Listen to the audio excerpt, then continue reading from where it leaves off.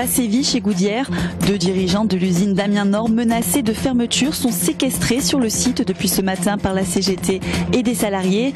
Mesure drastique prise face à l'annonce de l'arrêt des négociations. Les salariés ont décidé d'un commun accord de cesser le travail, de venir dans la salle où sont les 2 dirigeants et de dire puisque c'est comme ça, eh ben vous ne sortirez pas d'ici. La CGT a annoncé être prête à poursuivre l'action pendant 3 à 4 jours. Pas d'accusation prématurée. La ministre de la Santé, Marisol Touraine, se refusait hier à donner le nom du laboratoire ayant fabriqué les poches alimentaires. Celle mise en cause dans la mort de 3 nourrissons il y a un peu moins d'1 mois à l'hôpital de Chambéry. Dans cette affaire, une information judiciaire a été ouverte au parquet de Marseille. Même s'il n'est pas montré du doigt, le laboratoire normand Marette a commencé à procéder à des vérifications pour définir si oui ou non il est à l'origine de la fabrication de ces poches. Une nouvelle plainte contre Serge Dassault.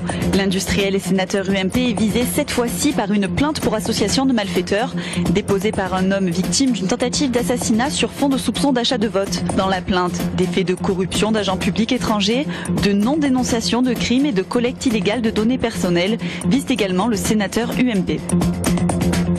La nature continue de se déchaîner en Gironde. Sur la côte de Soulac-sur-Mer, l'érosion menace de plus en plus les constructions. Plus de 11 mètres de plage ont été engloutis en 2 nuits selon un riverain. Même si l'alerte de Météo France a été levée, l'inquiétude monte et on observe les dégâts.